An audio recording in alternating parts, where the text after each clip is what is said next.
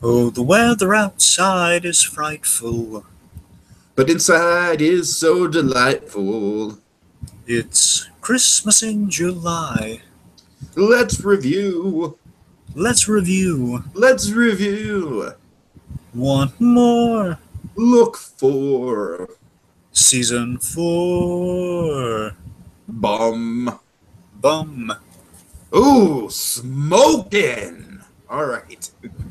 That's right, folks. We are back with Christmas in July, and we are tackling a very, very, very 90s piece of pop culture here, folks. This is the most 90s of all 90s pop culture.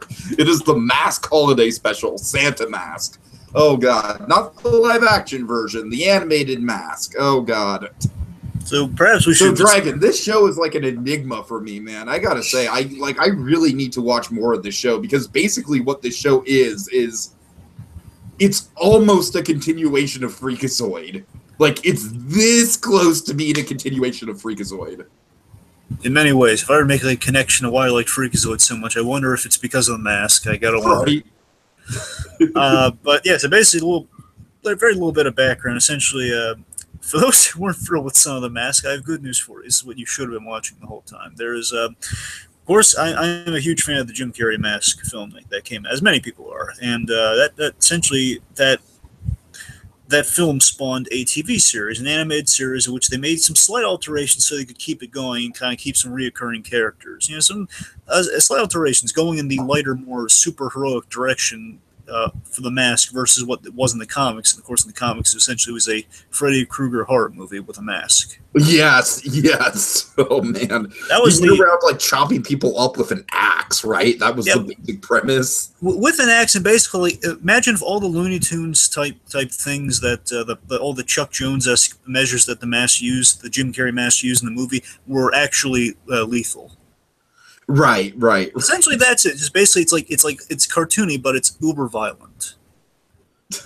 But again, the animated show continues on kind of the Jim Carrey vibe there, and it's very, very pleasant, very fun, very again in a Freakazoid style. Like it's absurd, it's really fast-paced comedy. Instead of Paul Rudd, you have the wonderful Rod Paulson doing an excellent. He's so well cast. I'm going to take a guess and say this might be one of Paulson's favorite roles because he uses it for the theme song of Talking Tunes. He does, but to be fair, it has a really catchy theme song. So it might does. Just be for it does. I don't know. I could see Paulson really enjoying this one, though. I can see this role sticking out to him. I don't think it's talked about nearly enough. Fair enough. So, but yeah, big fan of the show. Well, the main memory I have with last now saying, we'll just fire into it, is that I remember I was introduced to this on VHS tape. Okay, nice. I think I remember having. I think I probably. You know, it's funny. I remember seeing the VHS tapes in the video store as a kid, but I never rented them. I don't know why.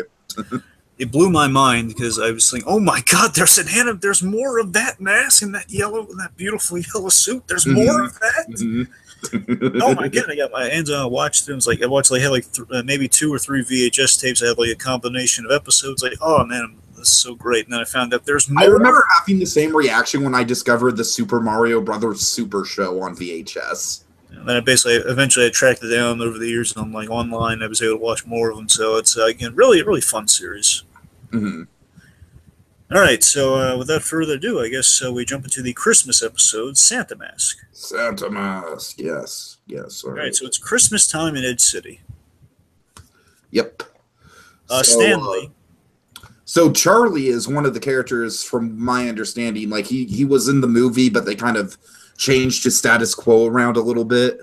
Yeah, so here's the thing. So again, they made some very slight tweaks so they can keep it going and like kind of have him be reoccurring a little bit more. So Charlie is still Stanley's friend, but obviously the friend that's still kind of he doesn't really respect Stanley, but he's his friend, and so he still kind of kicks Stanley around. The reason we have that in the show is that he has been promoted to the bank manager. Like he's okay. So he's Stanley's boss, and basically gives him an additional excuse to kick around Stanley instead of like leaving him outside of the nightclub. It's like he'll give him all the crap assignments, but like, hey, look at this as a step forward for you, buddy. He makes it all sound. It's like he means well, but he just does not have much respect for Stanley, unfortunately. Got it.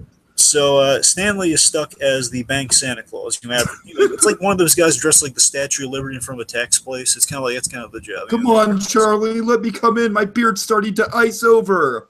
Oh, Stanley, you're fine. You only got 3 more hours until closing. Okay, he's been there the whole day. It's winter. It's like a doing winter. Doing charity work. Well, no, it's not even charity work. He's just advertising. Oh God, that's right. I forgot. That's what I'm saying. That makes it all the worse. Oh man, it's like the Statue of Liberty job, like a Liberty tax place around Texas. You have it's quite literally. Yes, Dragon. I know that very well because 2 of my best friends in high school did that, and it was hilarious. And that's exactly what Stanley's doing for Santa Claus. He's not even getting Dragon, let me just quick, very, very, very tangent, okay? Like, I remember one glorious summer, these 2 friends worked back-to-back shifts as the Liberty Statue of Liberty guy. And so me and my sister would just, like, drive my sister's car around the block over and over again, just pointing and laughing at them. Oh, such fun. Such fun.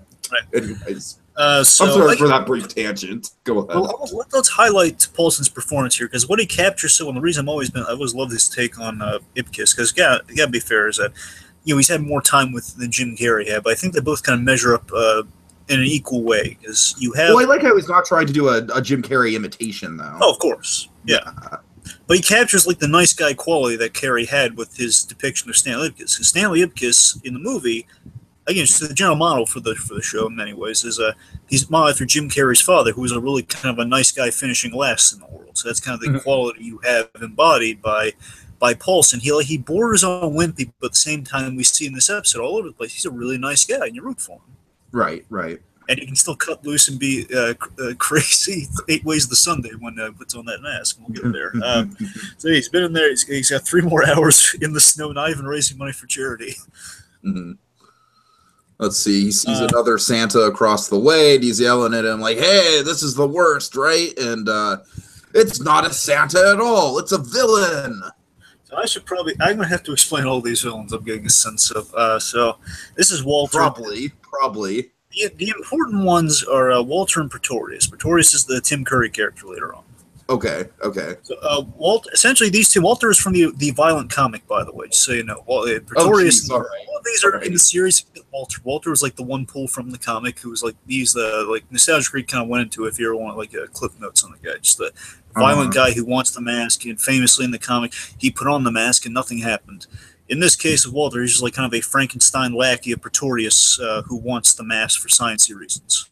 Okay. Essentially, there's always like a little bit of tension in this episode if Walter's going to recognize that, hey, that's Stanley Ipkiss, and he's going after Stanley Ipkiss outside of the mask persona. He's the mask. It's a question of like if Walter's going to recognize that. So it seems like that doesn't realize it's him saying, "Oh, hey, fellow Santa, stuck in the snow." Oh, and then he comes over and says, "Oh boy," just realizing who it is. Mm-hmm. So the fight is interrupted by Putty Thing and Fish Guy. Yep. I'm just going to tell you the origin of these guys. The origin is hilarious. It's basically these 2 knuckleheads. They read comics, and they were like kind of very much a Jay and Silent Bob type. All right. They got the idea to it was like toxic waste or like a truck with toxic waste. Basically, like, it's like, hey, let's. So basically, that Family Guy episode. Essentially, but way before it was done, yeah. Okay. That's the premise. Just they want to get superpowers like in the comics. So they just rolled around in toxic, like radioactive. So it's like stuff. the toxic. Probably more accurately, it's like the Toxic Avenger. Give or take. Yeah. Okay. Okay, anyway, so they're in the Santa suits, and again, so importantly, they're all in Santa suits. That's something we really got to stress. There's Santa suits up the yin yang in this episode. And my 2 favorite villains here, even though they don't get and they hardly get any screen time, is I love Don Chew Lovett. And by the way, those I'm sorry, take us to the next guy. And then the next guy, I don't have a name for him. He's just Stallone. He's like, "Hey, back off unless you want to mess with a Philly kid or something." You know what's hilarious? I looked into it because those guys kind of bug crap me because I don't recognize those guys. Those were purely created for the Christmas special. Okay. I don't think they came back again, but they were just created for the Christmas special. They seem like the type of villains where it's like just a one-note gag, so I'm not surprised they're not. One styled after Don Quixote, the other one Stallone, and the one that's by the way, Stallone, man, the Stallone one, man. It's so Animaniacs. You know what I mean? By the way, the one who's Stallone, his name's Dynamite Joe. Okay. Okay. It's a ridiculous name. So basically, like all these villains are falling in, rolling in like oranges in Santa suits, and I think there's only one we're neglecting. So again, there's Putty Thing and Fish Guy. Again, Fish Guy literally he's just a guy who turned into a guy-sized fish. Oh. It was very useless. Oh, then there's also Kablamus the Explodon. That, of course, is that's Jim Cummings doing Winnie the Pooh. Yes, yes, exactly. Yeah, a guy keep blowing up, which is funny. I got to admit, Dragon, at first I was like, wait, is that Sterling Holloway? Oh, no, it's Jim Cummings. Yeah, the masked villains are pretty fun at times. Like, they have a really interesting kind of take on a Peter I mean, this Pan show was made in, like, the glory days of 90s animation, so I'm sure it's got a lot of great people attached to it. Yeah, there's this one character who is very Peter Pan-esque. He's called a Skillet, and he's a Skillet. Okay, a trickster type guy who likes them. He brings out the mischievous side of the mask and he steals shadows, kind of like a villainous Peter Pan. That's not what they're going for there. Anyway, let's see. So again, we have kind of like the Once Upon a Time Peter Pan. From what I've heard. Yeah. Did I tell you about that, or did you look that up? I've heard about it. I've heard about it from other sources besides. Yeah, because they do have an interesting take on Peter Pan for a villain Peter Pan. Anyway, so again, Putty Thing, Fish Guy, Kablamus. And then we also have this great line from Fish Guy, Dak, because that's Putty Thing's real name. Dak, yeah, Eddie, he's got better powers than me. Oh, yeah, it was a funny line. Then we have now Don you love it? Don't you love it? Fun wordplay right there. Then Dynamite Joe. So then the police arrive with all these Santas converging on the same location. I like the backstory. I really do enjoy the backstory and the logic behind this. This is fun. Yeah, this is fun. You know what it kind of reminds me of? Kind of reminds me of that Rocket Power Halloween special where the police are rounding up the TP. You know, everyone who's out on Halloween TPing houses. Kind of. I see you're getting that, but you know what I really love about it? I just love there is some great illogical logic to this. That okay, there is some sense to this cartoon lunacy. I mean, let's call it right now, Dragon. Let's call it right now. I do think that evil Santa is a trope. Ding. Yeah. Speaking of tropes, we also have charity Santas as a trope. Well, again, not really. They're more like bank robber Santas. The idea of it's that's just what I call the Santas who stand out front of buildings, you know. Or department store Santa, kind of like advertising. Yeah, but the department store Santa's different though. We're getting into the semantics of Santa here. Fine, department store Santas are like the whole like sit on your lap. Oh, you've been a good boy this year. Right. Yes. Anyway, so the idea, and I love the logic, and there's the logic a little bit on this idea that it's like a reoccurring thing, and I'd say every Christmas criminals dress, and it's a really kind of it makes sense that criminals dress as Santa, and again, if they ran away, then how would you find them? There's a whole bunch of Santas around the holiday. So the mayor Tilton, who was he was the mayor at the end of the mask, but they have a Kevin Michael Richardson take on the character, which is kind of the mayor guy. He basically declares Edge City a Santa-free zone from this day forward, putting an end to the tradition of villains dressing as Santa, robbing banks. Again, they pull like a whole Santa dragnet. Anyone dressed as Santa Claus is getting the book thrown at them. They're going to jail. Which leads to Stanley, unfortunately, and this is a fun reveal. Like we have a close-up of his face. He's like, help me, please. And then we back up. We see the mask. Secretly, the mask is in the presence of all his villains. Right. All in Santa suits. Oh, God. So he's trying to avoid Walter like the plague, because again, Walter's the only one there's like really bad business. He's tiptoeing, and of course he's dealing with the stench. They're all dealing with the stench of Fish Guy. Mm-hmm. Then the real Santa. It's the stench of the stupefying bureaucracy called jail. Yes, so that's the real Santa, folks. And with that real Santa, we have the wonderful Jim Cummings doing an Orson Welles take on Santa. He's doing such a good Orson Welles impression that I legitimately thought it was Maurice LaMarche. Yep. It's a very kind of a Macignition type Santa. It's a very kind of. No, I really like this take on Santa, man. He's just a very business-driven Santa. You know what I mean? He's a very world-weary and yes, it's for the children. We have to get it done for the children. It's a very intimidating and serious Santa. Exactly. But it's just so different. It's so fun. And again, Stanley being the nice guy, he introduces himself, and then he realizes he thinks he's talking to a crazy person. You see, there's the missus, and my elves, and my snow sleigh license, my North Pole sleigh license. You ever try to get 8 reindeers to parallel park? The driving test was awful. So Stanley just thinks he's like a disgruntled post office employee.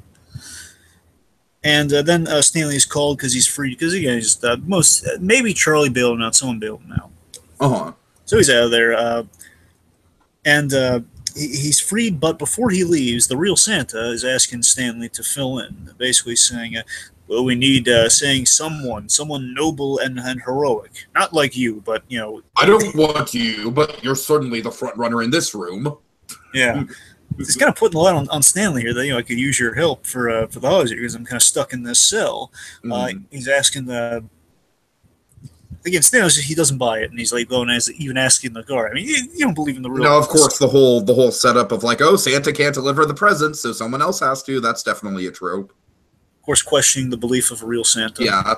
Oh, it's straight out of Miracle on 31st Street. Absolutely. Yes, 30. Yeah. Okay. Let's see. So he asked the guard. The guard just kind of shrugged his shoulders. Maybe ask them. All right. It's just that constant quality of Stanley just can't win, where he's like going down the street, the kid's asking his father, "Is Santa in jail?" And then the father's spotting Stanley Santa Claus, and this is really nice. Again, Stanley being the nice guy, he puts on the beard real quick to kind of look Santa-like, and the kids say, "That's not Santa, it's just some jerk." And then I love the father just rubs salt in the room. He's like, "Let's go." Then turns back to Stanley, jerk. The poor guy can't win. And this is nice.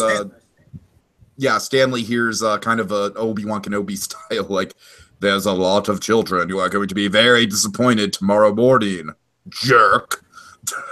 I love the message here of, Stanley really probably shouldn't do this because, again, everyone's giving him guff about being Santa. And we're gonna see, right. It's like at this, and that's kind of what we pay off is that, again, Stanley's not the guy to go to deliver the gifts. Exactly. It's a lot to ask. You need to be really qualified. So in that way, Dragon, I like how it's kind of a subversion of the whole, like, oh, it's a Christmas miracle. I get to Oh, hold on, Dragon. I have to set this up, all right? I have to set this up. Oh, God. Let me get the lines in my head. All right. Gee whiz, Mrs. Claus. What happened to Santa? Well, Ace, that's exactly what I want you to find out. Someone kidnapped Santa. That totally does not rock. I mean, unless you're Kiss, you're really not qualified to save Christmas. Kiss is obviously qualified. I mean, we all know that. I still want McFarlane to make a Kiss Save Santa special. I still want that to happen. I would totally watch a full-length version of that. Let's see how well the Orville does before we see that. Again, I could buy a McFarlane Christmas special if he has enough clout to do that, Like I said, Kiss Save Santa. It's the perfect McFarlane Christmas special. It's already there. All right, so again, Stanley being the nice guy that he is, believing in Santa or not, he doesn't want to ruin Christmas for everyone. So he has the suit. Again, this is like kind of that really nice guy quality that Paulson brings here, which doesn't have a lot with his characters. Usually kind of the swarmy, kind of smarter, funny guys. He doesn't really get like a lot of the kind of like the genuine, kind of the earnest guys. He just says, "Well, I have the suit. That's a first step. Okay, and now I just need an instantaneous high-speed delivery system, which of course leads to the mask." The mask. Oh, boy, here we go. And he assures Milo. And the idea is the reoccurring thing is like ever since episode 1, he's saying, "I'm only going to use the mask for emergency situations." He doesn't want to put on a mask because he can't control what happens when he puts on the mask.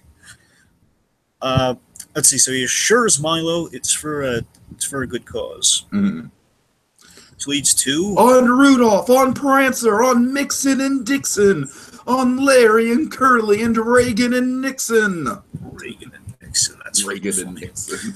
Yeah. So Santa Mask is on the job, and we also see poor Milo, Max from the Grinch. He is decked out as a reindeer. Very much going in the Max role too. He's got like a red light glued to his nose. He's got big antlers. He's just all the bells and whistles, quite literally, and he does not look happy. Right. So we have a very, as he says, "I'm a liberated Santa." Yes. Oh my God! I love the way Tiki. In whatever version of the episode you watched, did you get the opening? No, but I mean, obviously, I know the opening from the Paulson podcast. Yeah, they always have like a really like a full version's fantastic. I recommend you watch that too. If you ever just want to get kind of a taste of what the series is, just through that song, it's so, oh my god, it's the way Paulson plays the mask, it's the insanity, and again, it captures all the qualities I love from the Jim Carrey mask, but it's kind of, it's not attached to Jim Carrey solely, so it really embodies what that version is. Anyway, so he's a liberated Santa. He uses a jack to lift the roof of a house up. Of course, He's so darn energetic. It's so contagious. He gets down there, and he asks the girl, he wakes the kid up, and he asks her what she wants. Santa? No, it's the Tooth Fairy. And she's very glib with. And I think this is the message that's throughout things. See, this is the kind of humor I would like in Invader Zim if they kind of scale it to this level here. Like, keep it still upbeat. It's always like, it's like scary glib. This is like funny glib. Like, she's asking him all these logistical questions, and he's just kind of giving her a guff back. He's asking, "What do you want?" "I saw you already, Santa, in the department store. You should know what I want." God. "No, I want a rocking horse." And then basically he does her one better. "Well, I was thinking, how about the real thing? A race horsey." Yep. "A real horsey." "A race horsey." Yeah, here's 20. He says it so fast and so wonderfully. Yeah, he's like, "Put him in the race next Sunday. We'll split it 50-50. I'll come back next week." Yep. $20 to win on the first race. Like, oh, yeah, right. That's my Tiki. That's my kind of Santa, I gotta say. So then we had, now this one's so I don't know if you remember this. So in the Mask movie, of course, we had these two characters were in the movie. They were funny. It was the Lieutenant Calloway and Doyle. They were the cops. They were going after Ibkiss and them, basically following up on the bank robbery. Movie. So the idea is is in the series. These guys are in every episode. It's very much Calloway, based on events we did not see animated, but the events of the movie.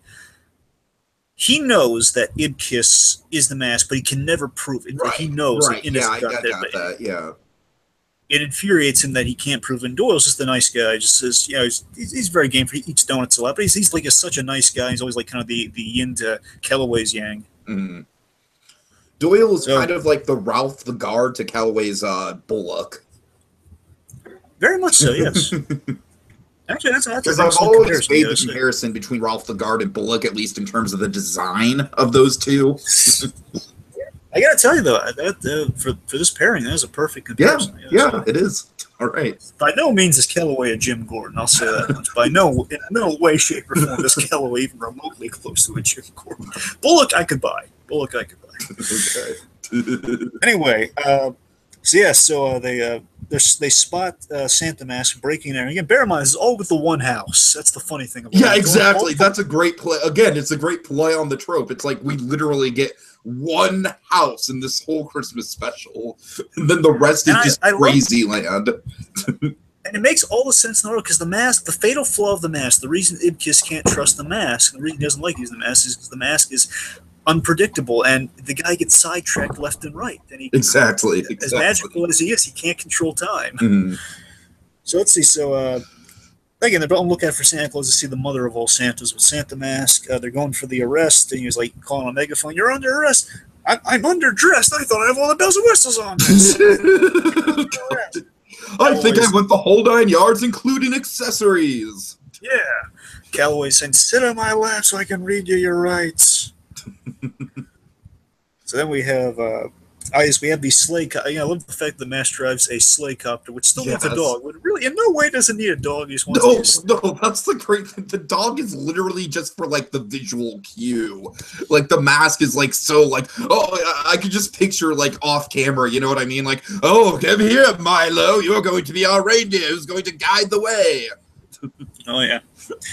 So let's see. So then we have a copter chase here. While they're driving on the ground, they're following the copter going down the street. Doyle, mid-pursuit, thinks it's the real Santa.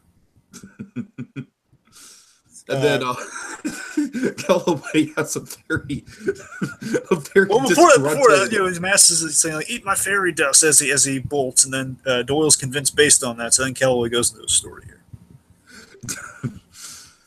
When I was 5 years old, I asked for a Captain Choo Choo. And did I get my Captain Choo Choo? No, I did not. What do you get? What do you get? You know what? I'm so sorry. I don't have it written down. Here's what he got instead. Instead of the Captain Choo Choo, he got a flannel shirt. A flannel shirt, of course, yeah. Shirt. And boy, oh boy, does that come back in spades. Oh, yeah. Oh, yeah. So again, Okay, based so on the that, it's mask like they're is- all fakes. Every single one of them, they've been fake ever since that event as a kid. So the mask is flying by their car, and it's then that Kellaway realizes that Santa is in fact the mask, and he tries to pull off the mask, for lack of a better word. Yeah, he's pulling on And the this beard, though, leads that to- gets in the way. This leads to my favorite sight gag in the episode, Dragon. I just cracked up so hard at Can I say something before we get into it? Yeah. Just real quick, I want to. The mask is really, he's not letting up. I would expect the mask to kind of give him a win in this episode, but he did give Kellaway a win because what he does, he pulls up to the sleigh just to mock him, and he says, "Well, you ask and ask in the letter, but have you been a good little boy?" Just kind of mocking Kellaway unrelentingly about how he just got snubbed for the gift when he was 5. So yeah, how'd you like me to do that to your facial hair, bucko? And then we get this ridiculous, he takes a magnifying glass up to Kellaway's, he's got this tiny little 5 o'clock shadow hair that he pulls out. with a pair of tweezers. He's that is just some fun sight gag humor right there, Dragon. Oh yeah.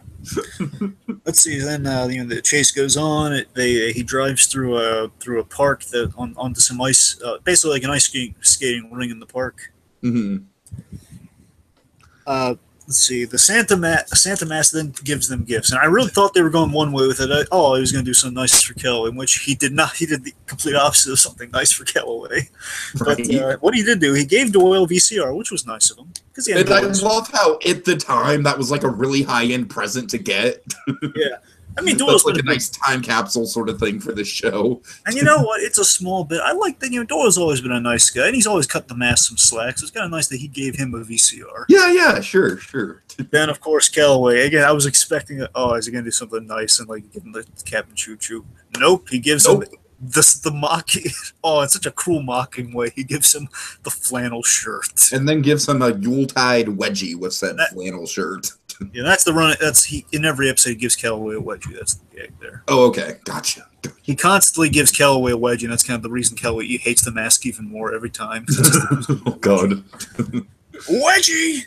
It's one of the Mask's catchphrases in this show. Wedgie. The Mask has got a lot of catchphrases in the show. Let's see, he has the Yeah, smoking from the movie. smoking, right. Somebody stop me. Somebody stop me. So those two are from the movie, and then we have a wedgie, and that's kind of sure there are a few more, but those are the main 3 we keep going to. All right.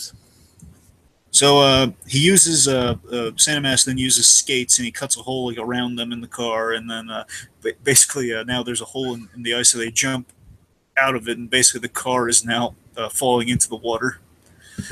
Kellaway's calling for backup. ... and a crane. Yep. Okay, let's see. So a police copter is trying to pull over the sleigh, which, again, a helicopter is trying to pull over another helicopter. Then we have something really cool that I tell you, just based on my years of Batman, I just really loved it. Anytime we can have a rooftop chase. Love it. Mask jumping all over the roofs, yeah. That's a cool thing to do with a Santa, is have a Santa running on rooftops to avoid someone. That's so awesome. We have, let's see, following that. Well, he's like, what kind of welcome is this for a Santa? Then he sees him a giant welcome Santa on neon lights. Yes, on it's like a power plant sort of little funnel thing, one of those it's a smokestack. Some smokestack says "Welcome Santa." Well, that's more like it. And he jumps in and he finds it is a trap set. And he also switches. He switches the letters to "No Santa's Here." Yeah, which is funny. And now this guy is this is the arch enemy of the Mask in the show. I pretty much took that away from it. Yeah. And this is the Tim Curry character. This is Pretorius, right? That's how you say his name? Yes, Pretorius, yeah. Okay. And again, Pretorius and Walter are the big baddies. Gotcha. So he wants, and this to me is a little ridiculous that he does not realize that is the mask. That's silly beyond all belief. Right. It really is, because this is just so ridiculous, but it's so ridiculous that's a little funny. My motive has nothing to do with spoiling holidays and everything to do with science. Yeah, it's so ridiculous that again, this guy very exclusively goes after the mask, and Stanley because yet he can't realize that it's the mask. He thinks it's the real Santa, and he's going after Santa's magic bag. It's so I mean, everyone knows the real Santa has like latex green skin. yeah, of course. So he's asking, he wants Santa's magic bottomless sack. Yeah, I actually really like the logic of this, Dragon. Like that a supervillain would be obsessed with getting the power of the bottomless sack. Yeah, I could buy that. Because essentially what the bottomless sack is it's basically a pocket dimension. Exactly. So then Santa, and this is funny here, just again, Tim Curry was just kind of dead. He has like a deadpan delivery at Pretorius. It's pretty funny. Mm-hmm. Where basically the Santa mask saying, "Do I sense a little?" Basically, he gets the bag, opens the bag, and there's Santa mask. He's out of the restraints instantly, and he says, "I'm sensing a little repressed holiday anger." Right. Then we have this hilarious kind of homage to Christmas Carol. Oh God, it goes by so fast too. This special's just got such a great like pace to it. It's just rapid fire. Yeah. Or basically the mask transforms simultaneously into the it goes by so, like I said, it's like the quickest telling of a Christmas Carol ever. It's Christmas Carol in about 3 minutes. we got like the kid Pretorius like on Santa's lap, like. Oh, I don't know if you noticed this or not, but the gag with Pretorius is that he literally grabbed his head and they put it on a kid's body because Pretorius's head comes off.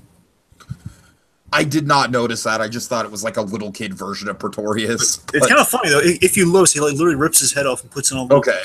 Because again, his head comes. He has like little like spindly legs on the bottom of his neck. He can come back. So, detachable head. Anyway, he's a robot body, human head. Anyway, go on.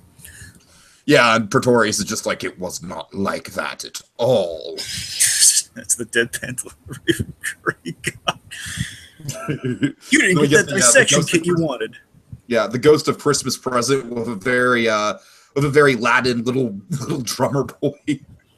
It's so funny that it's such a cheap gag. Is that the mask is literally transformed into a present. Mm-hmm. Ghost of Christmas Present snare drum, like a crunchy snare drum, boy. Like a crump snare drum coming to stores. Yeah. Okay. Yeah, so then we go immediately to Christmas Future, which I love. Kind of stirs some ridiculous fright in Pretorius here for a moment. Mm-hmm. And the Ghost of Christmas Future gives him a gift. He gets a gift from the mask. It's not a watch. Boom! And again, the head blows off. Again, hence the right. blows off the body. I'll get you for this. Right, it's good to have New Year's resolutions. So then he jumps out of the smokestack and changes the letters to "Hey police, Christmas presents here."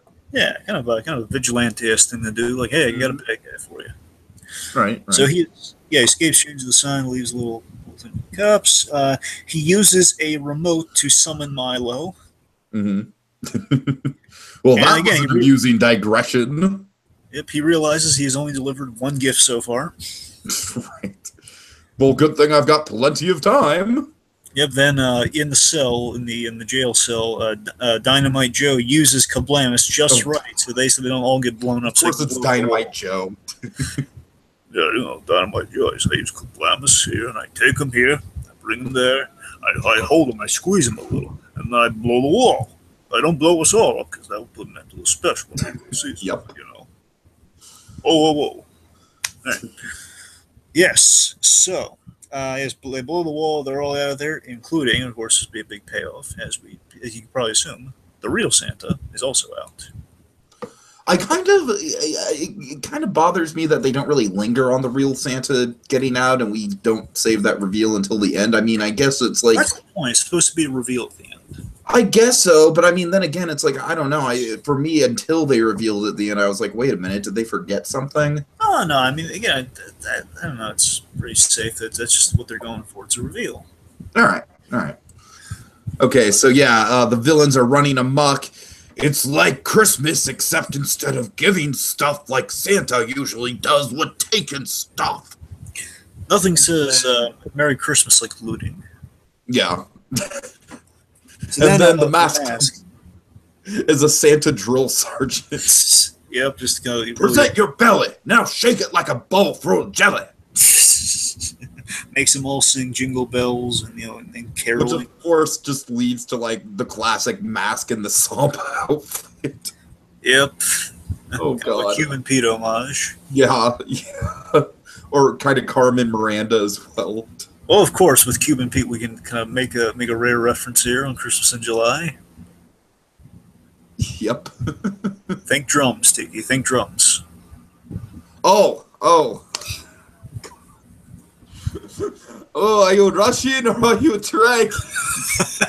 That felt so forced. That Lucy, gag is done and over with. Lucy, I don't know what's going on. Are you Russian or are you dragging, little Are Rick? you Russian or are you Drake?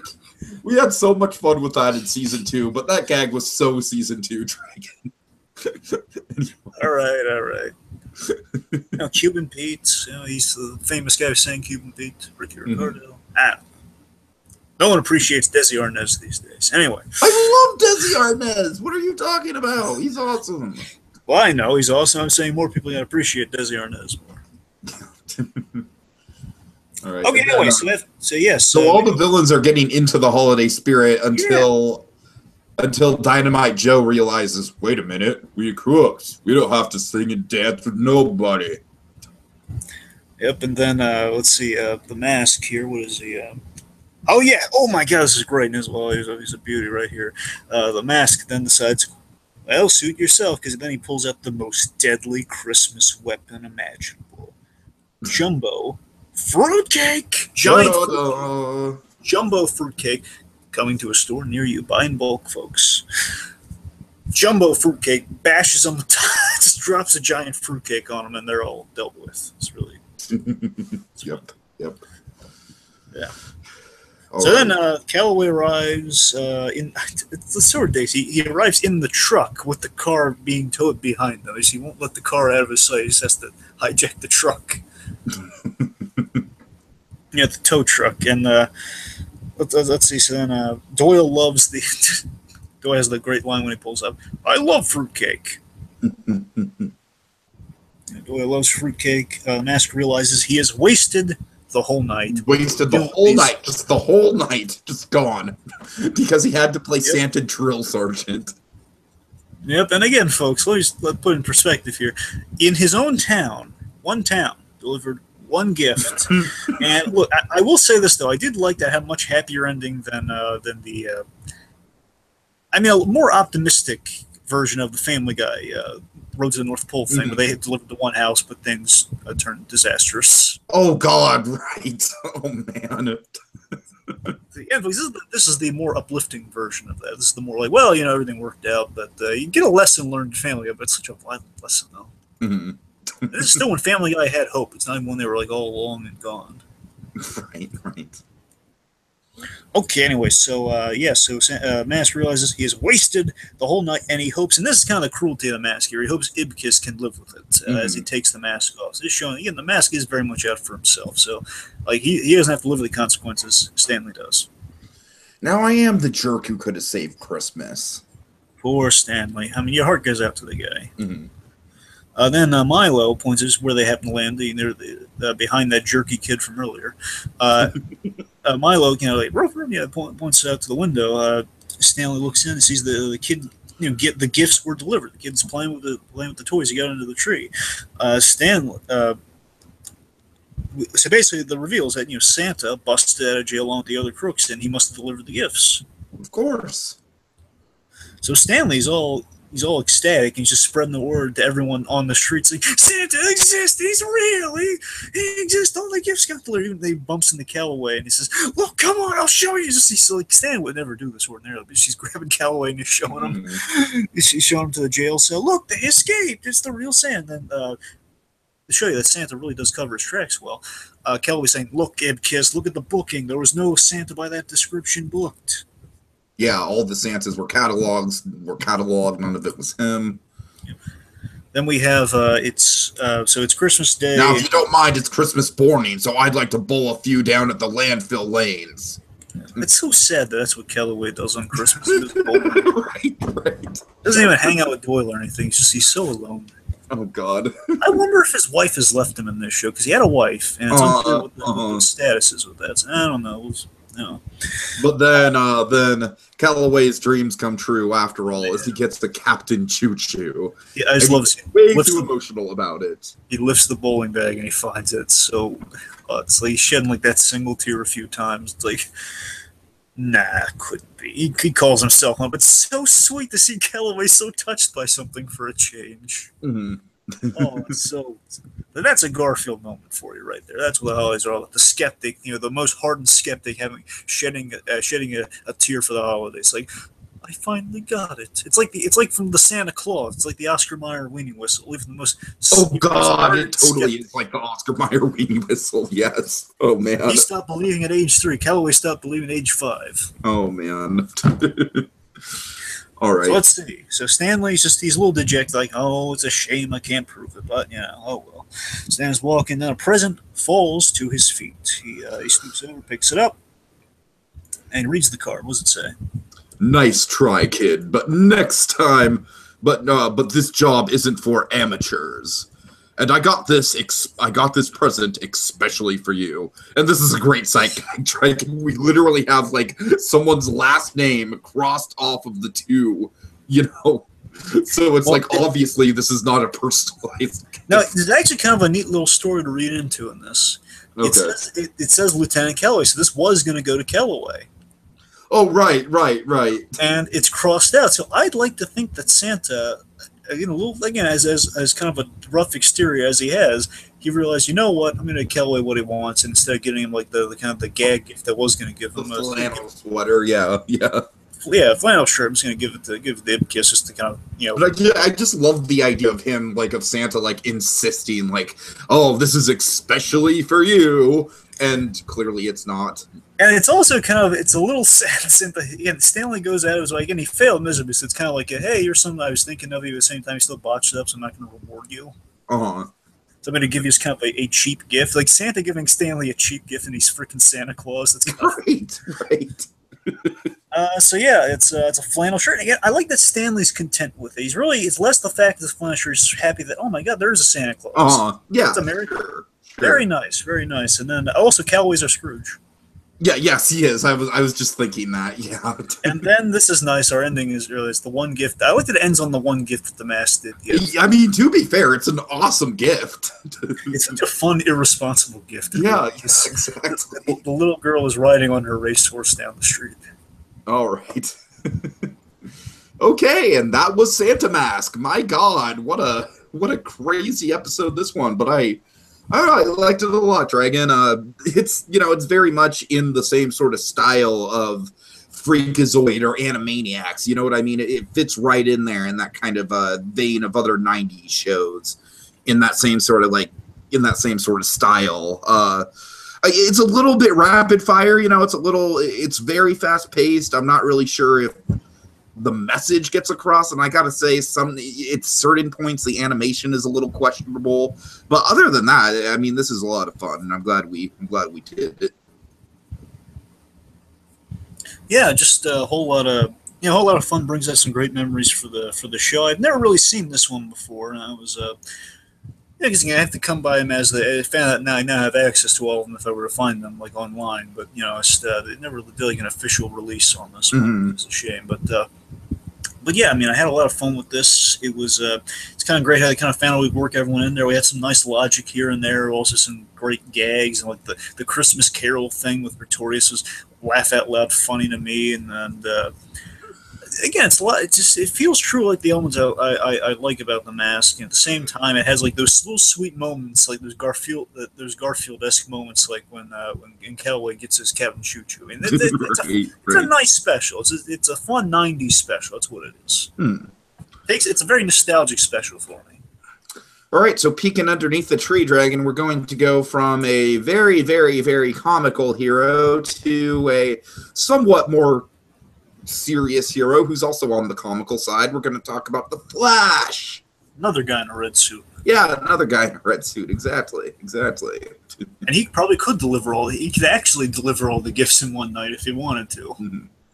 So we're going to talk about the Flash, the season 1 Christmas special for the Flash. Yes. All right. One of my favorite episodes from season 1.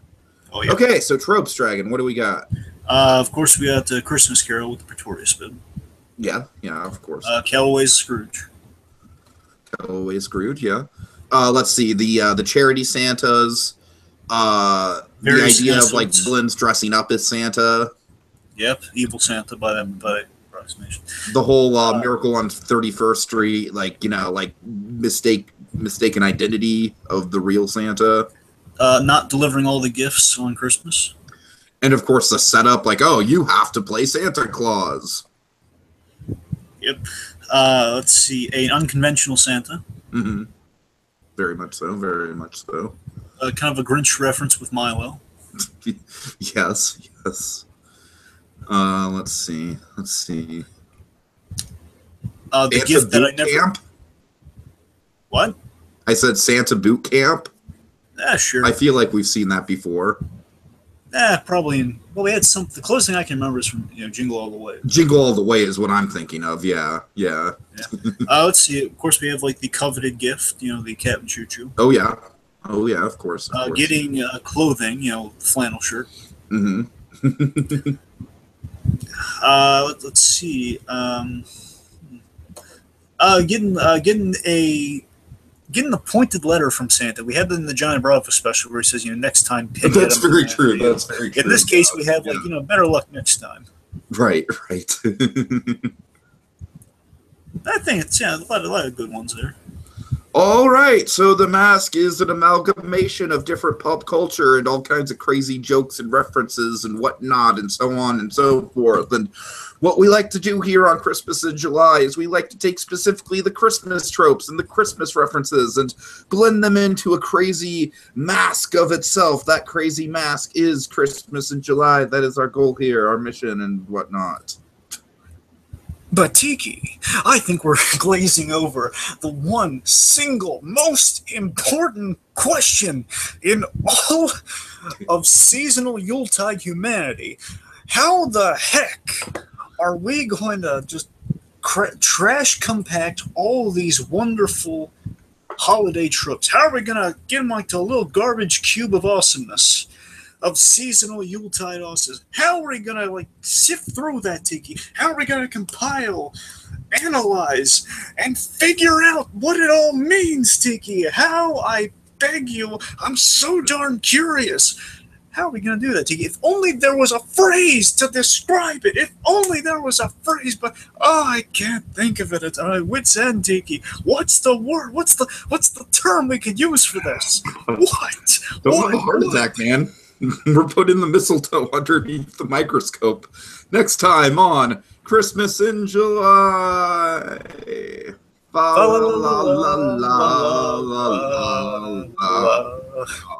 Somebody. Hey, wait a minute. We're crooks. We don't have to dance and sing for nobody.